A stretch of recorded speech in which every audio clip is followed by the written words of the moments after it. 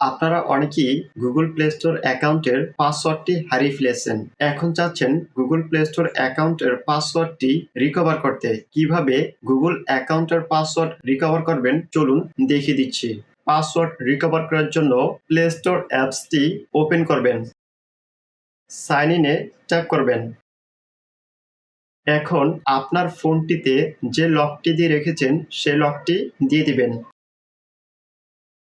Email or phone নাম্বারের ঘরে আপনি যেই গুগল প্লে স্টোর অ্যাকাউন্টের পাসওয়ার্ডটি রিকভার করতে চান সে জিমেলটি দিয়ে দিবেন। জিমেলটি দেওয়া হয়ে গেলে নেক্সটে ট্যাপ করবেন। ফরগট পাসওয়ার্ডে ট্যাপ করবেন। এখন আপনি আপনার গুগল প্লে স্টোর অ্যাকাউন্টটি খোলার সময় যে ফোন নাম্বারটি দিয়েছেন সে ফোন নাম্বারের লাস্ট দুটি সংখ্যা এখানে দেখতে পাবেন। এখান থেকে সেন্ডে ট্যাপ করবেন।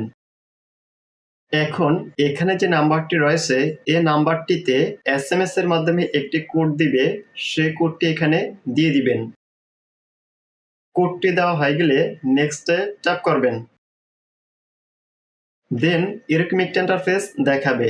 এখানে নিউ পাসওয়ার্ডের ঘরে আপনি আপনার এই গুগল প্লে স্টোর অ্যাকাউন্টের জন্য নতুন একটি পাসওয়ার্ড দিয়ে দিবেন। তবে সর্বনিম্ন 8 সংখ্যার একটি পাসওয়ার্ড দিবেন এবং স্ট্রং একটি পাসওয়ার্ড দিবেন। এখানে নিউ পাসওয়ার্ডের ঘরে যে পাসওয়ার্ডটি দিবেন এই পাসওয়ার্ডটি নিচে কনফার্মের ঘরেও দিয়ে দিবেন।